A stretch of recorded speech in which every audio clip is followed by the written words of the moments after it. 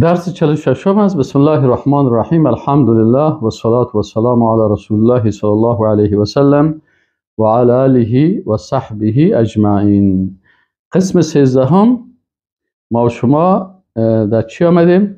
در توحید در اخبات. اخبات چی را میگن؟ اخبات به معنای اطمینان هست.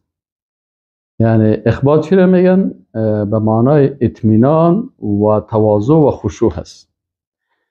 و در اصطلاح چی میگن؟ میگه هو الاخبات هو الاطمینان بالله مع الرضا بقضاء الله و قدره و الاستسلام لحکمه. میگه اخبات چی را میگن؟ یک عبادت قلبی چی است؟ اخبات است. و او چی است؟ الاطمینان بالله، که انسان به الله بسیار مطمئن باشه. یعنی مطمئن باشه که الله متعال تمام آن چی را که برای ما مقدر کرده، ببین مع الرضا بقضاء الله، تو اطمینان داشته باشه به الله و احکام الله که ای به تمام قضا و قدر الهی چی باشه؟ راضی باشه. اگر الله متعال برای ما چشم داده راضی هستم، اگر نه راضی هستم. اگر الله برای ما مال داد هم راضی هستم، اگر الله مرا فقیر ساخت هم راضی هستم. اگر الله متعال مثلا بر ما عافیت داد هم راضی باشم، و اگر سر ما مصیبت ها و سختی ها را آورد هم راضی باشم.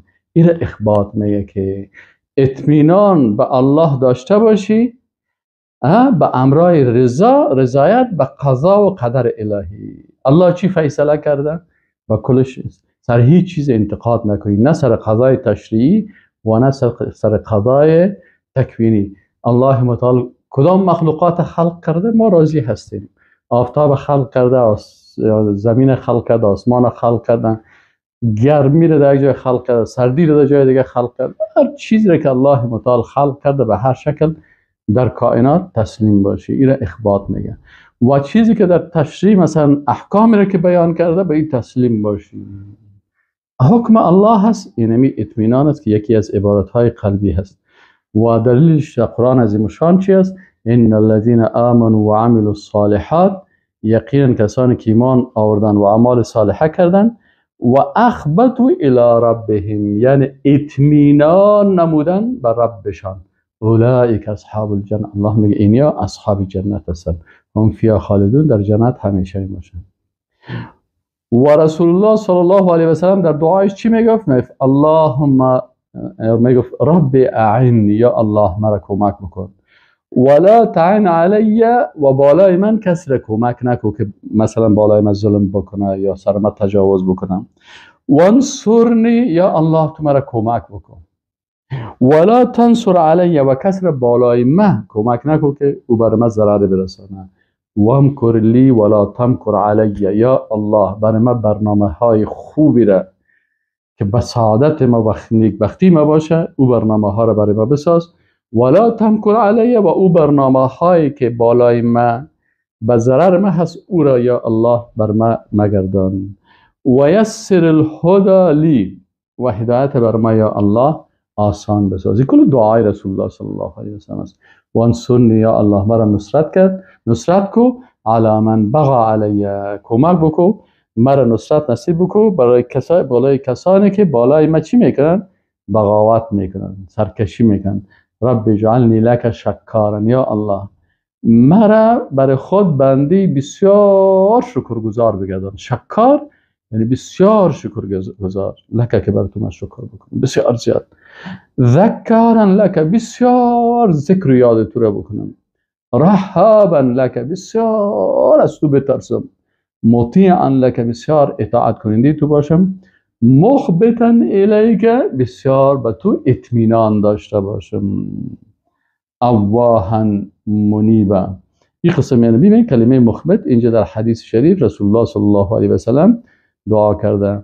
و علمای اسلام چی میگن؟ علامه ابن جبری طبری میگن که از مجاهد در مورد اخبات نشته میکنن. و اخبتوا الی ربهم، گفتن که یعنی اطمینان به پروردگار گرفتن. و قتاده هم میگه که اخبتوا الی ربهم یعنی به پروردگارشان چی کردن؟ انابت و رجوع کردن. و خشوع و تواضع را هم گفته. و نیسابوری میگه که اطمینان اخبتو را یعنی اطمینان نمودن. و بشر المخبتین، مخبتین کدام مردم هستن؟ الله متعال میگه قرآن خودش یک آیت قرآن دیگه آیت تفسیر میکنه. بشر المخبتین، مخبتین کدام کس هست؟ الله متعال میگه الذین اذا ذکر الله، کسان هستن که وقتی که یاد الله میشه وجلت قلوبهم، قلبهایشان در تکان میآید وقتی برشان یاد الله میشه. در جای هست یک کس برش میگه که الله تو گفته از الله بترس، قلب زید ترس میه و از امور گناه و معصیت خدا دور میکنه. یک صفتشان است. اذا ذکر الله وجلت قلوبهم و صابرین علی ما اصابهم. دیگه صفت مخبتین چی است؟ که در مصیبت ها صبر میکنن. والمقیمی الصلاه، و دیگه نماز میخوان. و مما رزقناهم ينفقون، از آنچه که برشان رزق دادیم اینا چی میکنن؟ نفقه میکنن. عبدالله ابن عباس رضی الله عنهما در مورد مخبتین چی میگه؟ میگه که هم المتواضعون. مخبت میگه کسایی هستن که بسیار متواضع هستن، یعنی متواضع هستن. اینا را عبدالله ابن عباس ایره مخبت میگه. مخبتین یعنی متواضعین. و مجاهد یک تابعی هست، چی میگه؟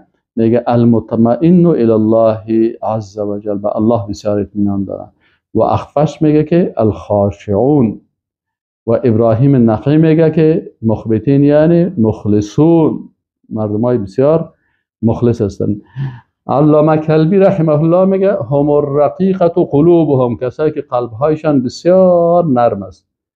و عمرو ابن اوس رحمه الله میگه هم الذین لا یظلمون، کسایی هستند که بالای کس ظلم نمیکنن.